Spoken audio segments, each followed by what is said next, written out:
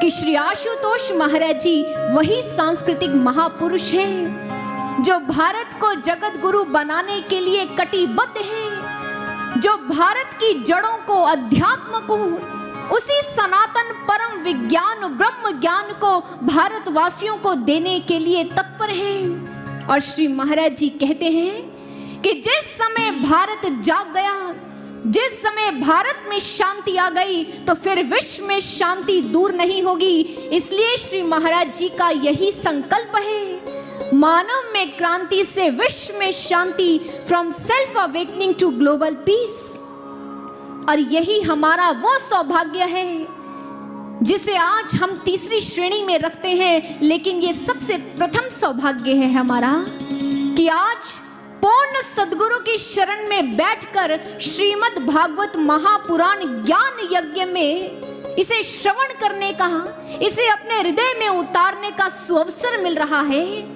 ये है सज्जनों वो त्रिवेणी, जिस त्रिवेणी में बैठकर आज हम इस जीवन को कृतार्थ करने के लिए निकल पड़े हैं। मानव तन, भारत भूमि और पूर्ण सद्गुरु की शरण में बैठकर कथा का रसपान करना, यही हमारे जीवन की, यही इस शुभ वेला की त्रिवेणी है। तो आइए इस त्रिवेणी में डुबकी लगाते हैं, इस त्रिवेणी के भीतर गोता लगाते हैं और जितने मणि माणिक्य मिलेंगे उसे अपने जीवन में उतारते चले जाते हैं और अपने जीवन को धन्य करते चले जाते हैं।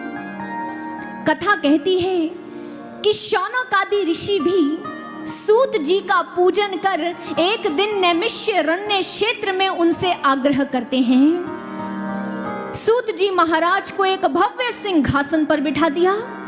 शौनक आदि ऋषियों ने उनका पूजन किया और फिर प्रार्थना करते हुए कहा, हे महात्मन, हमने आज से पूर्व बहुत सी कथाएं सुनी हैं, लेकिन आज कोई ऐसी कथा सुनाइए जिसे सुनकर हमारी जो प्रभु के प्रति जो हमारी भक्ति है वो और प्रगाढ़ हो जाए, हमारा प्रेम और दृढ़ हो जाए। कोई ऐसी कथा सुनाइए।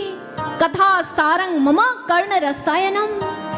ज्यों ही शौनक आदि ऋषियों की प्रार्थना सुनी, सूत जी महाराज आनंदित हो उठे और शौनक आदि ऋषियों को संबोधित करते हुए बोले, हे शौनक आदि ऋषियों, मैं आपको अब वो कथा सुनाऊंगा जो सभी ग्रंथों का सार है। जिस प्रकार दूध का सार माखन होता है, उसी प्रकार सभी ग्रंथों का, वेदों का, उपनिषदों का सार है श्रीमद् भागवत महापुराण, जिसके श्रोता हैं राजा परीक्षित।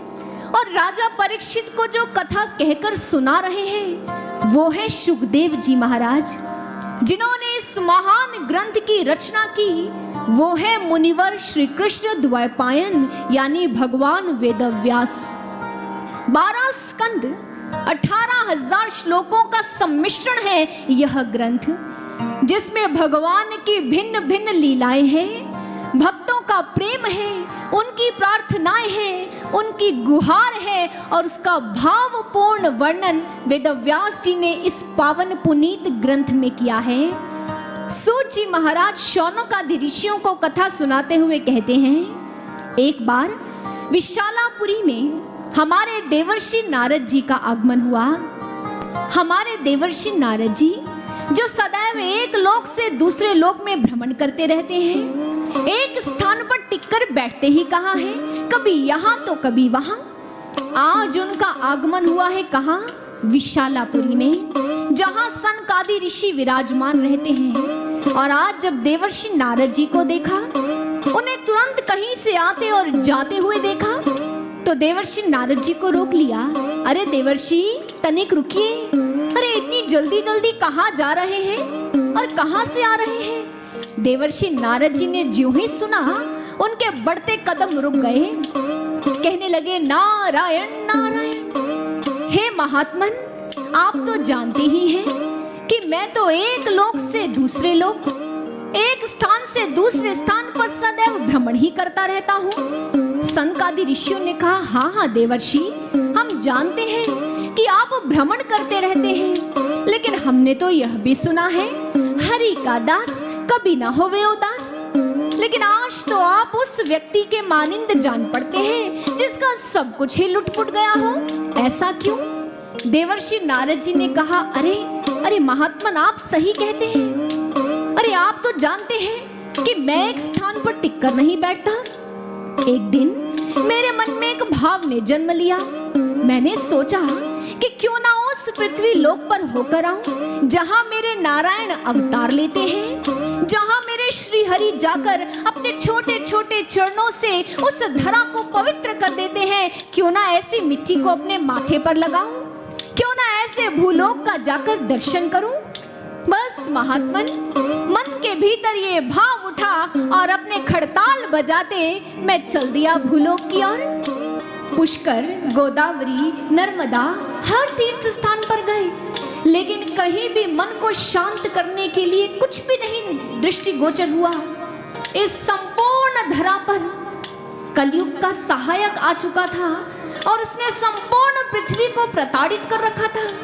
इस प्रकार देवर्षि नारद जी ने जब इस भूलोक की स्थिति को देखा, उनका मन अत्यधिक व्यथित हो उठा। भ्रमण करते करते पहुंच गए कहां? वृंदावन भूमि पर, जहां हमारे प्रभु ने द्वापर युग में कृष्ण बनकर लीलाएं की। लेकिन आज जब उस वृंदावन में पहुंचे, यमुना जी के तीरे आज बड़ा ही विचित्र दृश्य देखा।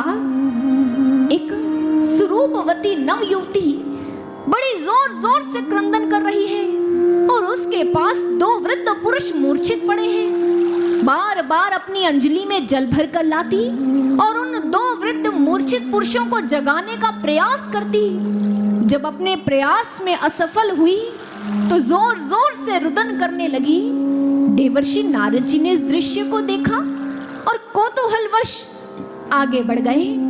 जैसे ही आगे बढ़ने को हुए, उसी क्षण उस देवी ने देवर्षि नारद जी को आवाज लगाई, हे महात्मन, तनिक रुकिए। मैंने सुना है कि ऋषि महर्षियों का दर्शन करने से मनुष्य सर्व पापों से मुक्त हो जाता है। कृपया कर मुझे भी अपने दर्शन का लाभ दीजिए, मेरी भी इस पीड़ा का हरण कीजिए। मुझे भी बताइए कि आखिर मेरे जीवन में ये संकट, ये पीड़ा क्यों है?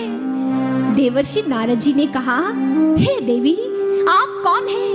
आपका क्या नाम है आपका, और आप इस प्रकार क्रंदन क्यों कर रही हैं? उस युवती ने कहा, हे महात्मन, मेरा नाम भक्ति देवी है। मेरा जन्म द्रविड़ देश में हुआ, कर्नाटक में मेरा पालन पोषण हुआ। ये दोनों मेरे पुत्र हैं, ज्ञान और वैराग्य। ये दोनों वृद्ध हैं और मूर्छित पड़े हैं। इस वृंदावन में आकर मैं तो पुनः स्वरूपवती हुई, लेकिन इनकी वृद्ध अवस्था जाने का नाम ही नहीं ले रही।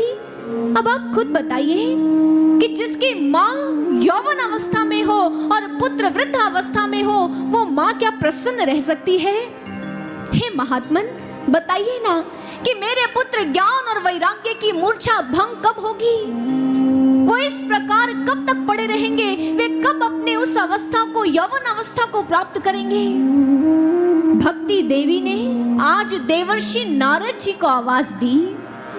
वेद व्यास जी इस कथा को आगे लिख रहे हैं, लेकिन मैं पल भर के लिए यहाँ रुकना चाहूंगी। इस कथा को पढ़कर, इस कथा को सुनकर क्या जहन में कभी ये प्रश्न नहीं उमड़ता कि भक्ति देवी चाहती तो किसी और को आवाज दे सकती थी, किसी मनुष्य को बुला सकती थी, लेकिन उसने केवल संत को ही आवाज क्यों दी? बड़ा गूढ़ तथ्य है, बड़ा गूढ़ प्रश्न है। अगर ये प्रश्न सुलझ जाए तो मनुष्य के जीवन की अनसुलझी पहेलियां भी सुलझ जाएं। लेकिन इस प्रश्न का उत्तर मैं आपको अभी नहीं दूंगी। मैं आपके समक्ष एक और प्रश्न रखना चाहूंगी। वो प्रश्न जिसे एक जिज्ञासु ने गुरुदेव श्री आशुतोष महाराज जी के सामने रखा। उसने आकर गुरुदेव से प्रश्न करते हुए कहा, गुरुदेव, हमारे शास्त्र ग्रंथ जिसके भीतर हमारे ऋषि महर्षियों ने कितने अनमोल भावों को लिख दिया, वो दोहे, वो चौपाइयां, वो श्लोक, आज उन श्लोकों के भिन्न भिन्न अर्थ मिलते हैं। यहां तक कि विद्वान भी जब व्याख्या करते हैं तो वो पढ़ने में बिल्कुल अलग होती हैं। मुझ जैसा साधारण इंसान जब इन व्याख्याओं को पढ़ता है तो भ्रमित हो जाता है कि आखिर इसका सही अर्थ है क्या।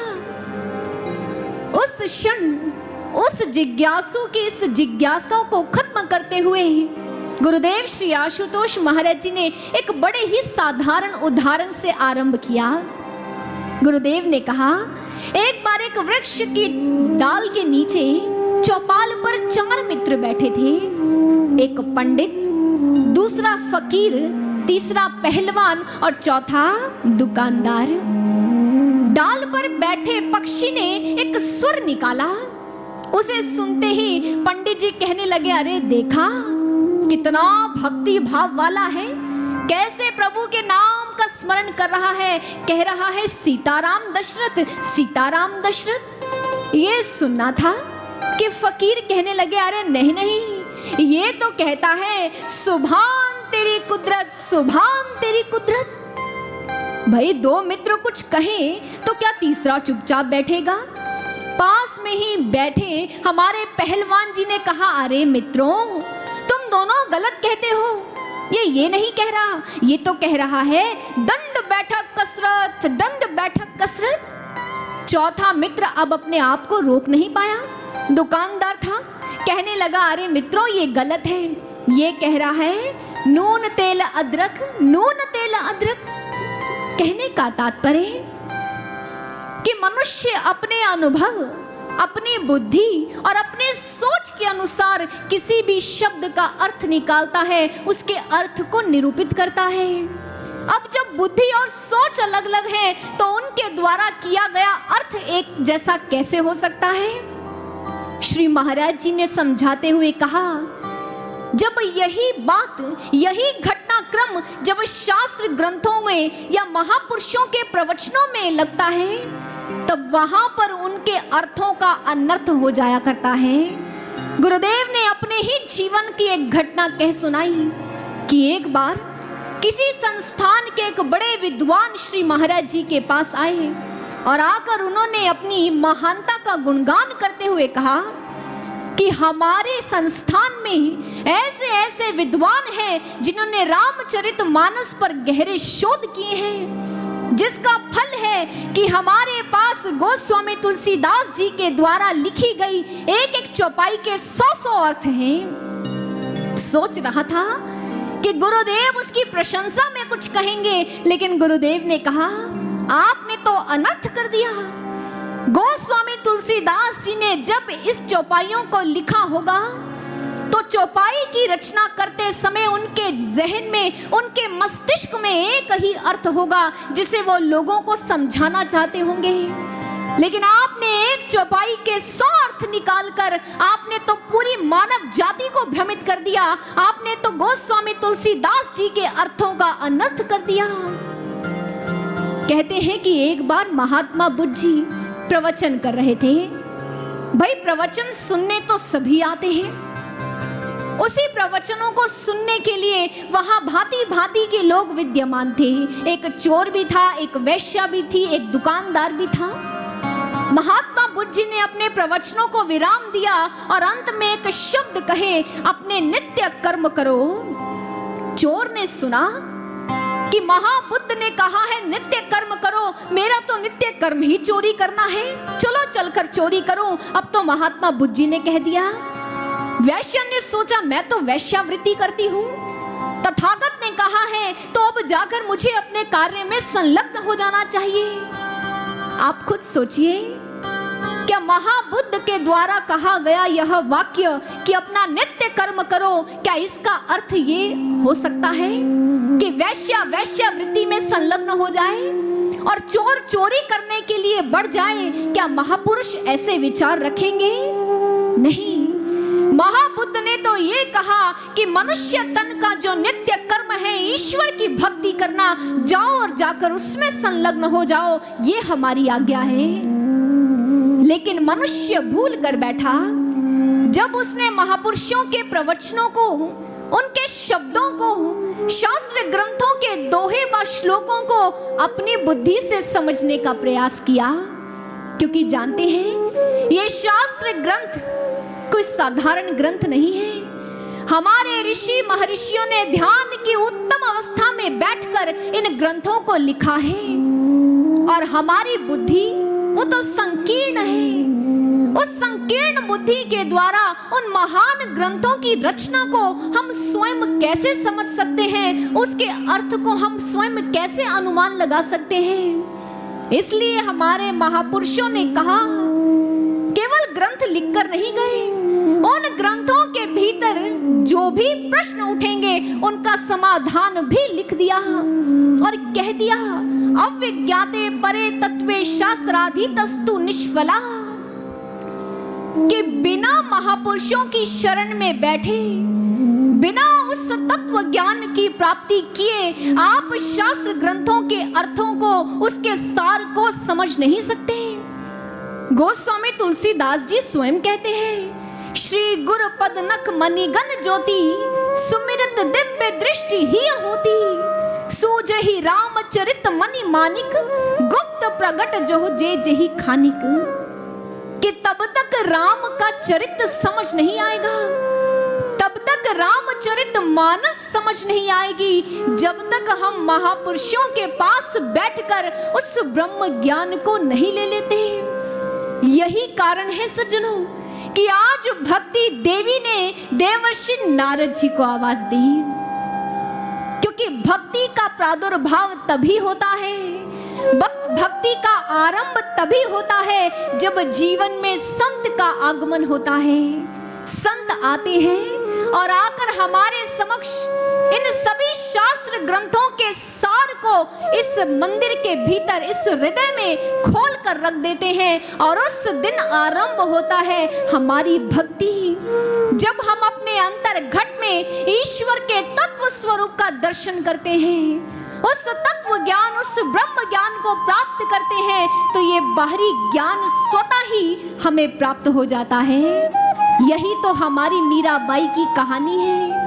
कहते हैं कृष्ण कथा बांची जाए और मीरा का नाम ना आए, ये कैसे हो सकता है? कृष्ण और मीरा एक दूसरे के पर्याय हैं। मीरा कहोगे तो कृष्ण का नाम याद आता है, कृष्ण कहोगे तो मीरा की स्मृति अवश्य आती है। हमारी मीराबाई बाल्यकाल से कृष्ण की मूर्ति लेकर खेला करती थी।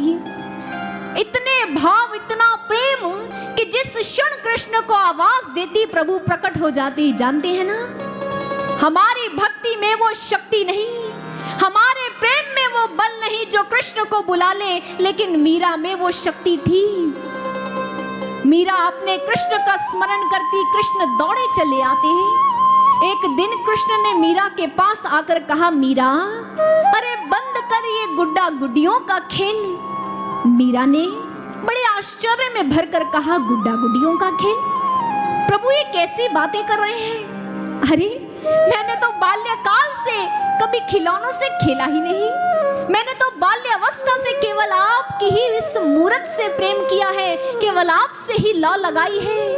कृष्ण कहने लगे, मीरा ये गुड्डा गुड्डी का खेल जो तू आज मेरे साथ खेल रही है, तू मुझे प्रेम से बुलाती है, मैं दौड़ा चला आता हूँ, लेकिन ये मेरी भक्ति करने का ढंग नहीं। जिस रूप को तू देख रही है ये तो मैं द्वापर युग में छोड़ आया, जिस नाम को तू जप रही है ये तो द्वापर युग में ही छूट गया। मीरा मेरी भक्ति का ये मार्ग नहीं जिस मार्ग से तू गुजर रही है। मीरा ने कहा, प्रभु तो फिर आपको कैसे पाऊं, आपकी भक्ति कैसे करूं, उस भक्ति का आरंभ कैसे हो, मुझे बताइए प्रभु, मेरा मार्गदर्शन कीजिए। कृष्ण ने कहा, मीरा भक्ति का आरंभ तो संतों के बिना हो ही नहीं सकता, इसलिए जाओ, जिस प्रकार मैंने अर्जुन को ब्रह्म ज्ञान दिया इसी प्रकार तुम्हें भी ब्रह्म ज्ञान पाना होगा। जाओ इस समय के पूर्ण संत रविदास जी के पास जाकर उस तत्व ज्ञान को पालो। मीरा ने पल भर की भी देरी नहीं की और पहुंच गई कहां? संत रविदास जी के पास जाकर उनसे तत्व ज्ञान की प्राप्ति की, और जो कहती थी, मेरे तो गिरधर गोपाल दूसरों ना कोई, कृष्ण के बिना जिसे कोई अच्छा ही नहीं लगता था। लेकिन जिस समय संतों महापुरुषों की शरण में जाकर बैठी, उस समय भक्ति के उस रहस्य को जान गई और फिर क्या कहती है? पायो जी मैंने राम रतन धन पायो, वस्तु अमोलक दी मेरे सतगुरु कृपा कर अपनायो। पायो जी मैंने राम रतन धन पायो, पायो जी मैंने राम रतन धन पायो।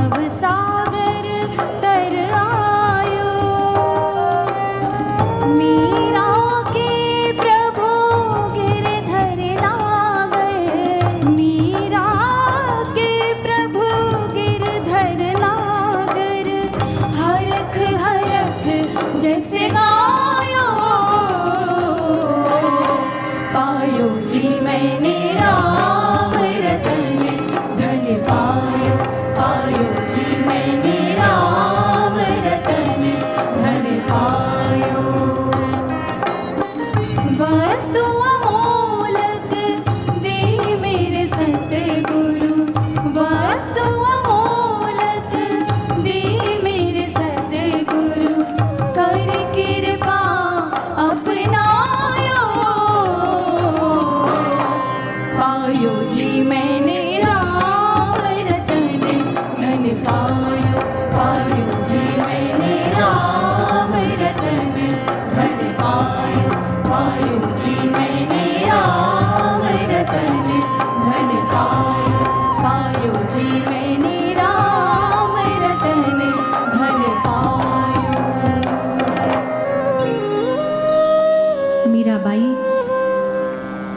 राम नाम का रत्न पाया, जिसने भक्ति के खजाने को प्राप्त कर लिया, लेकिन कब उस भक्ति के मर्म को जान पाई?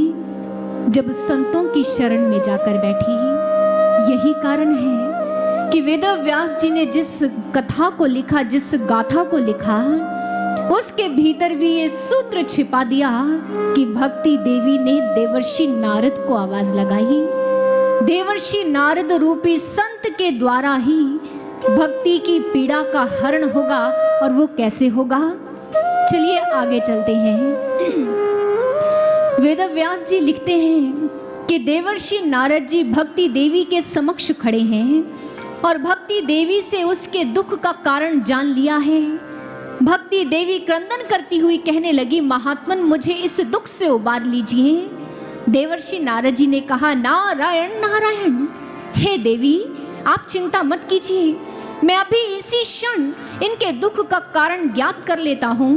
देवर्षि नारद जी ने अपने नेत्र बंद किए, अपने हरि का स्मरण किया और आज ज्ञान और वैराग्य की ये स्थिति क्यों है यह जान लेने के पश्चात आंखें खोली। भक्ति देवी से कहा, हे देवी इस समय इस धरा पर कलयुग चल रहा है। ज्ञान और वैराग्य जो तुम्हारे पुत्र हैं ये मूर्छित इसलिए है क्योंकि आज मनुष्य के पास बाहरी ज्ञान तो बहुत है, लेकिन वो वास्तविक ज्ञान से जुड़ नहीं पाया है। वो ज्ञान शब्द की परिभाषा से अपरिचित है, इसलिए तुम्हारा पुत्र मूर्छित है। और वैराग्य, इस धन के अंबार के पीछे भागता मनुष्य, उसके जीवन में वैराग्य कहाँ दृष्टि गोचर होगा? इसलिए तुम्हारे दोनों पुत्र मूर्छित हैं। लेकिन दौड़ते भागते मनुष्य भक्ति अवश्य करता है, इसलिए तुम पुनः स्वरूपवती हो लेकिन दुखी हो।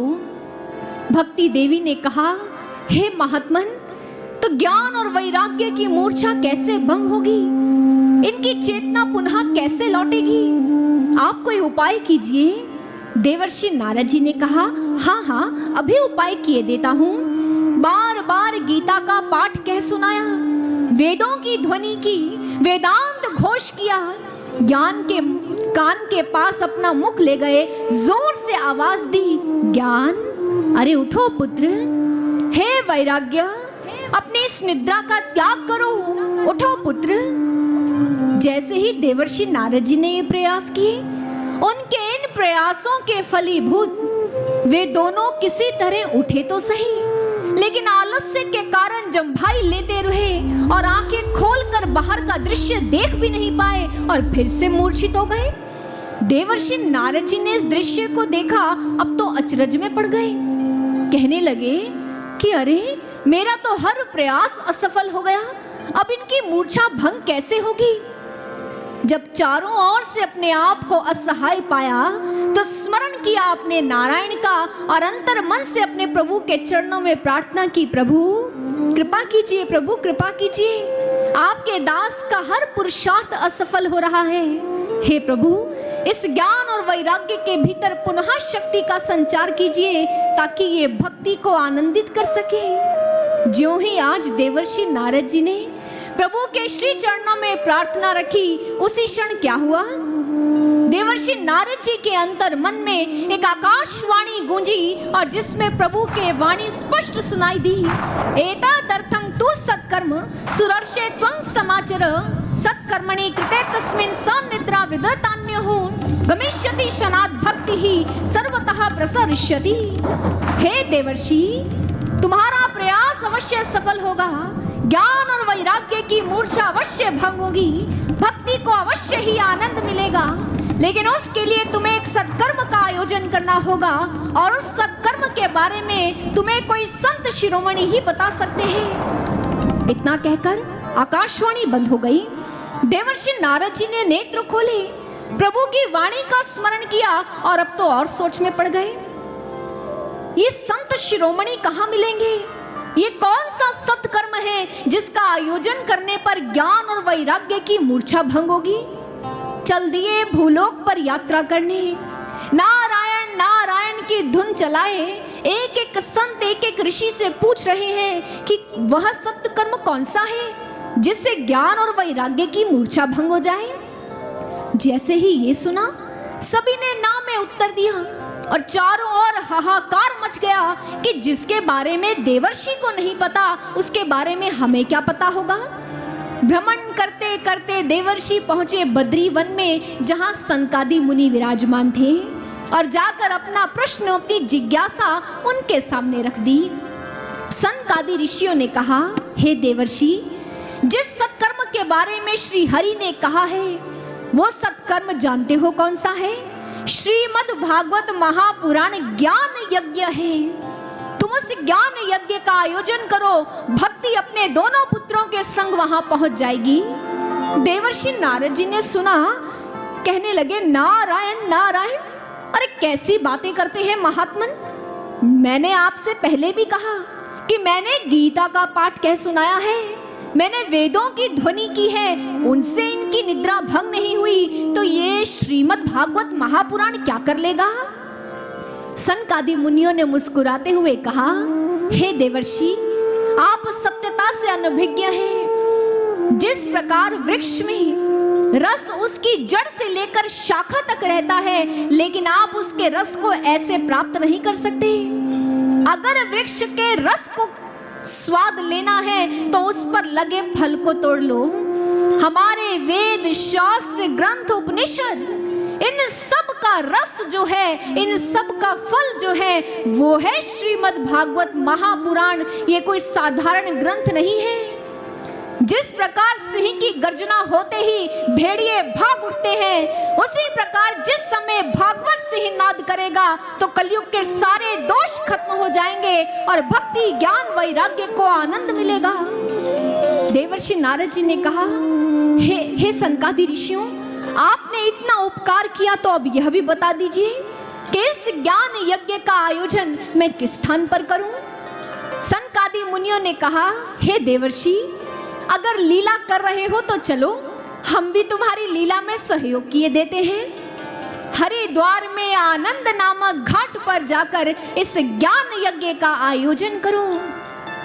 देवर्षि नारद जी ने सुना हरिद्वार, उसी क्षण लंबे लंबे डग भरते हुए हरिद्वार पहुंच गए। देवलोक, भूलोक, ब्रह्मलोक, हर जगह इस कथा की दुंदुबी, इस ज्ञान यज्ञ की दुंदुबी बज उठी। बड़े बड़े विद्वान सभी उस प्रांगण में इकट्ठे होने लगे। वेद, वेदांत, मंत्र सभी मूर्तिमय रूप धारण कर उस प्रांगण में आ गए। गंगा, यमुना, नदियां सभी आज अपने आप को कृतार्थ करने के लिए उस पंडाल में आकर विराजमान हो गई। हरिद्वार में आनंद नामक घाट पर देवर्षि नारद जी ने ज्ञान यज्ञ का आयोजन किया। क्या आप में से कोई बता सकता है कि सनकादि ऋषियों ने इस भूलोक पर किसी अन्य स्थान का नाम क्यों नहीं लिया, केवल हरिद्वार का नाम क्यों लिया? कोई ऐसा भक्त, श्री कृष्ण का कोई ऐसा उपासक जो मेरे इस दुविधा का निवारण कर सके? कोई है ऐसा जो ये बता दे कि सनकादि ऋषियों ने हरिद्वार को ही क्यों चुना? क्यों जी? देहरादून वासियों, हरिद्वार तो यहीं पास में है ना? ये तो देव भूमि है। हरिद्वार जैसी पावन भूमि की किरणें यहाँ हमेशा पड़ती हैं, तो बताइए हरिद्वार की भूमि को क्यों चुना? नहीं पता? तो आज जरा अपने मस्तिष्क को खोल कर रखिएगा और आज जो हम समझाने जा रहे हैं, जो वेद व्यास जी ने गूढ़ रहस्य इसमें छिपा दिए हैं, उसे जरा ध्यान से सुनिएगा। हरिद्वार, जरा हरिद्वार तक पहुंचने से पहले आप ये बताइए, क्या कभी कोई कताई मिल में गया है जहां महीन किस्म का सूत बड़ी तेजी से काटा जाता है? कहते हैं कि अगर वायु में निश्चित मात्रा की नमी ना हो तो कभी सूत काता ही नहीं जाता। कभी किसी ने फोटोग्राफ को धोते हुए देखा है? जो फोटोग्राफ बनती है, उन फोटोग्राफ्स को डेवलप करने के लिए एक एनवायरनमेंट चाहिए, एक वातावरण चाहिए, एक वायुमंडल चाहिए। हमारी जड़ी बूटियां, हमारी वनस्पतियां, जो उनके भीतर गुण आते हैं, वो एक निश्चित वातावरण में पैदा होते हैं। अगर आप बंगाल के, हरियाणा के दुधारू पशुओं में तुलना करें तो आप पाएंगे कि हरियाणा के जो पशु हैं वो अधिक दुधारू हैं और परिश्रमी हैं। क्यों? क्योंकि वहां का वातावरण वैसा है जिसने उनके भीतर उस क्षमता को पैदा किया है। सोचकर देखिए, वातावरण का प्रभाव हमारी प्रकृति के प्रत्येक अंग पर होता है, पेड़ पौधों पर होता है, वनस्पति पर होता है, सब पर होता है। क्या इस वातावरण का प्रभाव मनुष्य पर नहीं होगा? होगा। एक होता है स्थूल वातावरण और दूसरा होता है सूक्ष्म वातावरण। स्थूल वातावरण में हमारे शरीर का आकार तय होता है, हमारा रंग रूप बनता है, लेकिन सूक्ष्म वातावरण में क्या बनता है? हमारा आचार बनता है, हमारा व्यवहार बनता है, हमारा व्यक्तित्व बनता है सूक्ष्म वातावरण में। ये सूक्ष्म वातावरण हमारे जीवन को कैसे प्रभावित करता है, चलिए एक छोटी सी घटना बताती हूँ भगवान श्री राम की। श्री राम, माँ जानकी और लक्ष्मण जी कहाँ गए? 14 वर्ष के वनवास के लिए। मार्ग में चलते चलते एक स्थान से गुजरे। लक्ष्मण के मन के भीतर एक कुभाव ने जन्म लिया और क्या सोचने लगे कि माता कैकेयी ने तो प्रभु को, श्री राम को वनवास दिया था, तो मैं क्यों चला आया? प्रभु ने लक्ष्मण के इस मनोभाव को पढ़ लिया और लक्ष्मण से मुस्कुराते हुए कहा, लक्ष्मण, यहाँ की मिट्टी बहुत अच्छी है, इसे तुम एक पोटली में बांध लो। लक्ष्मण ने तुरंत मिट्टी उठाई और पोटली में बांध ली और अपने साथ लेकर चलता रहा। वो मनोभाव, वो कुभाव कि मैं राम के साथ क्यों आया, वो बना रहा। अचानक पोटली खुली और मिट्टी गिर गई, कुभाव भी खत्म हो गया। लक्ष्मण को बहुत पश्चाताप हुआ और राम से कहा कि प्रभु, ये मेरे मन के भीतर ऐसा कुभाव क्यों आया? श्री राम ने कहा, लक्ष्मण, इसमें दोष तुम्हारा नहीं। जिस स्थान से हम अभी आए हैं वहां 2 राक्षस रहते थे, सुंद और उपसुंद, जिन्होंने ब्रह्मा जी को प्रसन्न किया और उनसे ये वरदान लिया कि हमें कोई मृत्यु नहीं दे सके, अगर हमारी मृत्यु हो तो एक दूसरे से ही हो। ब्रह्मा जी ने तथास्तु कह दिया और जैसे ही वरदान को प्राप्त किया, आकर देवताओं को प्रताड़ित करने लगे। उस समय ब्रह्मा जी ने तिलोत्तमा नाम की एक अप्सरा को भेजा। उसे पाने के लिए वे दोनों आपस में युद्ध कर बैठे और दोनों का अंत हो गया।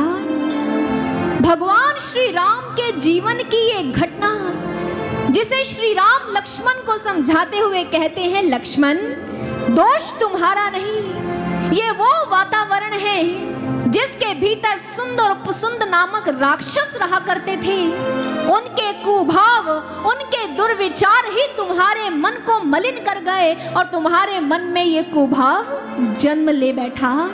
आप खुद सोचिए, आप कभी कभी किसी स्थान पर जाते हो तो क्या कहते हो? अरे यहाँ ना अच्छा नहीं लग रहा, मन बड़ा बेचैन हो रहा है।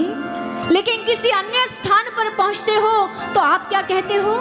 यहाँ तो अपने घर जैसा लग रहा है, यहाँ तो बहुत अच्छा लग रहा है। क्यों? क्योंकि वहां की वाइब्रेशन वैसी है, वहां का सूक्ष्म वातावरण आपके मन को प्रभावित कर रहा है। और अब तो हमारे वैज्ञानिकों ने भी इसी प्रभाव को स्वीकार किया है और इसे नाम दिया है साइकोमेट्री सिद्धांत। उन्होंने कहा कि जिस समय कोई व्यक्ति किसी वस्तु को स्पर्श करता है तो उसकी जो भी भाव है वो तरंग रूप में उसी वस्तु पर चली जाती है। इसे कहते हैं इथरिक इंप्रेशन। और इसी के द्वारा अच्छा वातावरण भी बनता है और बुरा वातावरण भी बनता है। आज जिन तीर्थ स्थानों पर हम जाते हैं, जहां जाकर श्रद्धा से शीश झुकाते हैं, ये तीर्थ कब बने? जब वहां बैठकर संतों महापुरुषों ने ध्यान साधना की, उनके रोम रोम से झरते उस प्रकाश ने, उनके भीतर से निकलते उस आध्यात्मिक किरणों ने, उनके वो संस्कारों ने उस धरती को पूजनीय बना दिया, उसे तीर्थ स्थान बना दिया।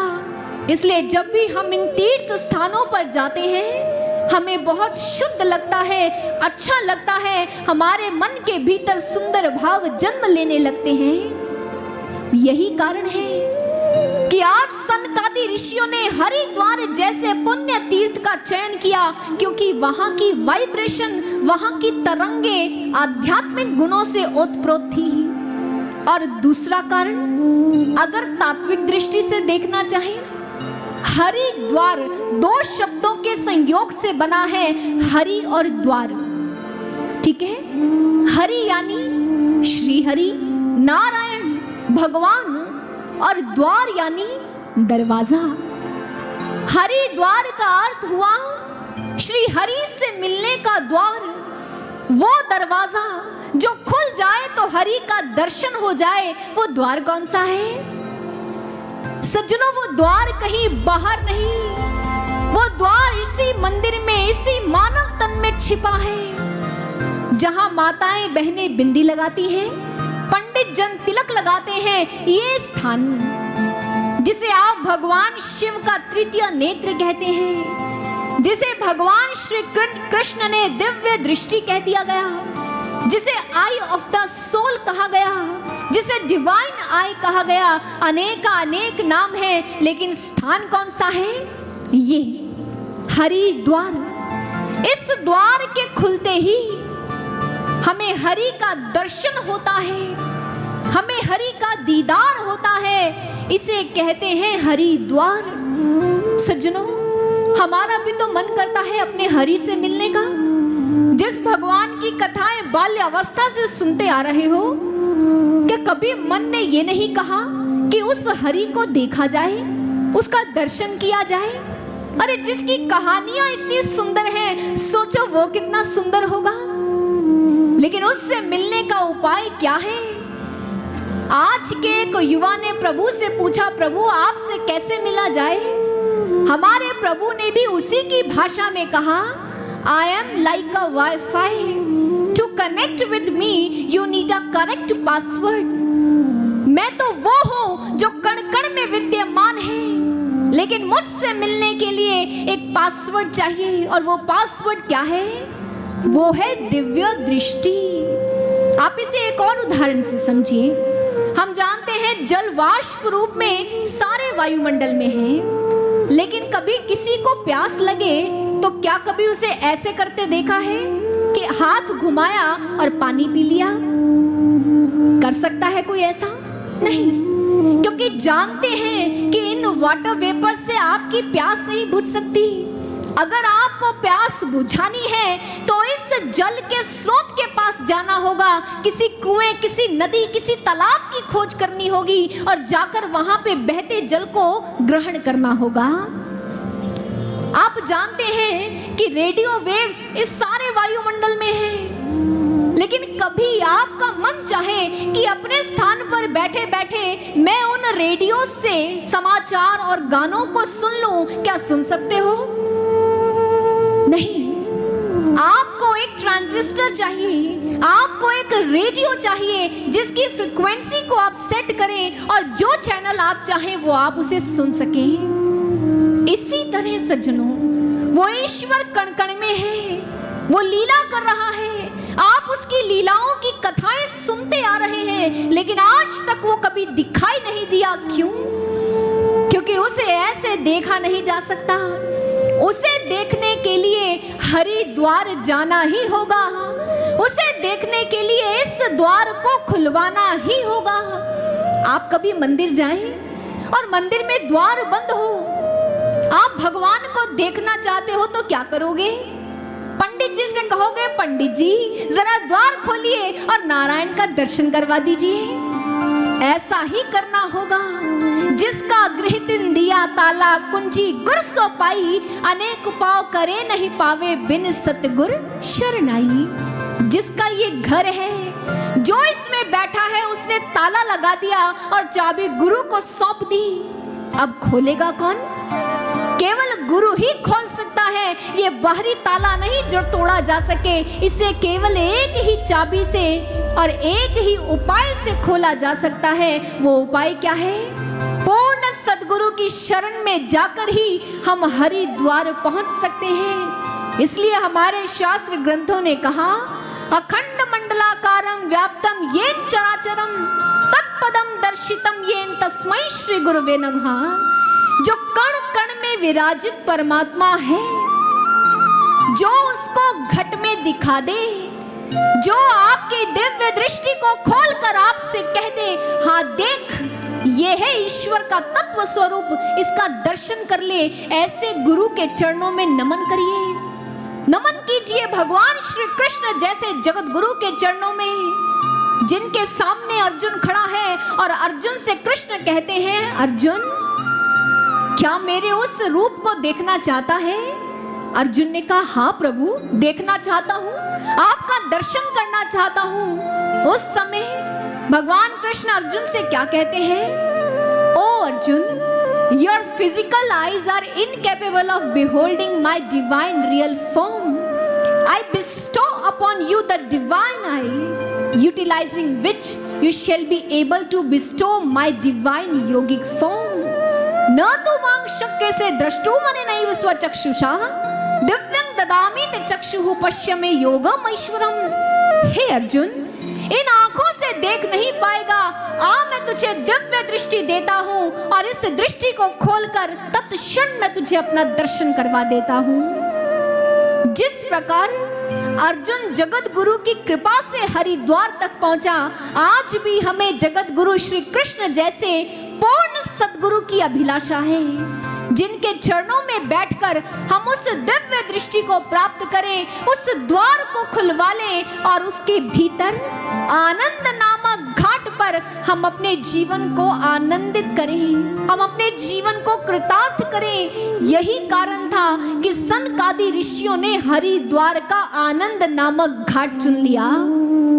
देवर्षि नारद जी, जिन्होंने हरिद्वार के घाट पर आज संपूर्ण कथा ज्ञान यज्ञ का आयोजन किया है और सभी के सभी जिज्ञासु पिपासु आज उस कथा को सुनने के लिए उस प्रांगण में आ पहुंचे हैं। प्रतीक्षा किसकी है? उस कथा को बांचने वाले सनकादि ऋषियों की। तुरंत सनकादि ऋषियों का आगमन हुआ, अबीर गुलाल से उनका स्वागत हुआ और बारंबार प्रभु का जय जयकार हुआ। बोलिए भक्त वत्सल श्री हरि की जय, बोलिए श्री नारायण की जय। प्रभु का जय जयकार हुआ। सनकादि ऋषियों ने सामने बैठे जिज्ञासुओं की जिज्ञासा को देखा। तत्क्षण उसी क्षण प्रभु की कथा बांचनी आरंभ कर दी और आज उस कथा की महिमा सुनाते हुए कहते हैं कि ये वो कथा है जिस कथा को सुनकर 7 दिन में ही परीक्षित को मोक्ष मिल गया। यह दृश्य देखते ही ब्रह्मा जी सत्य लोक पहुंचे।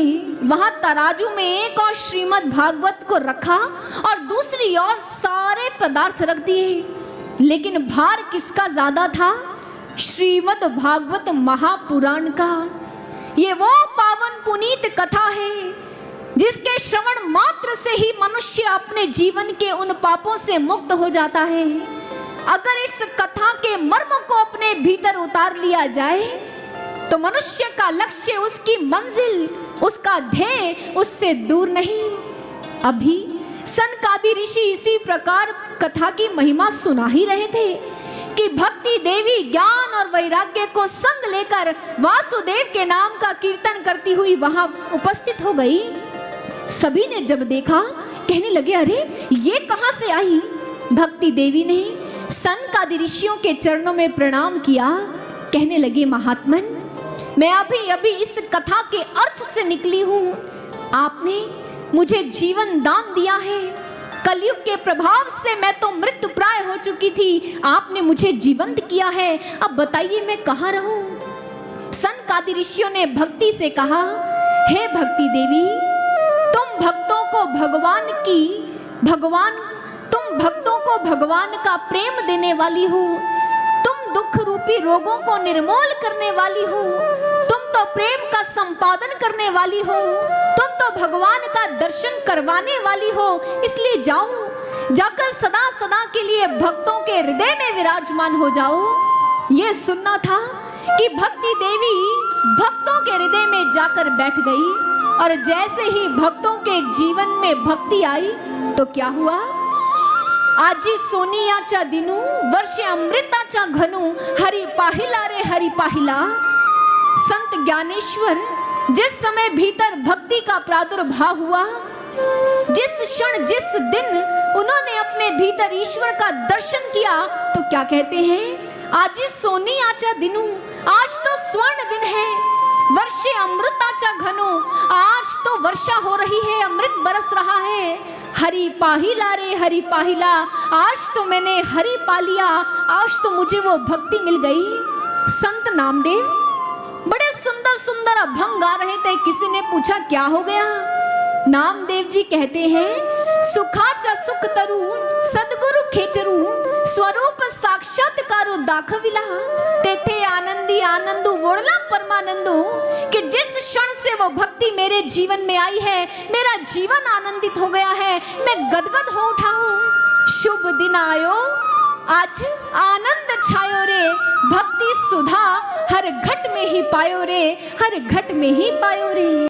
YouTube पर DJJS वर्ल्ड को अभी सब्सक्राइब करें और नियमित सूचनाओं के लिए घंटी का चिन्ह अवश्य दबाएं। साथ ही Instagram, Facebook और Twitter पर करें DJJS वर्ल्ड को फॉलो।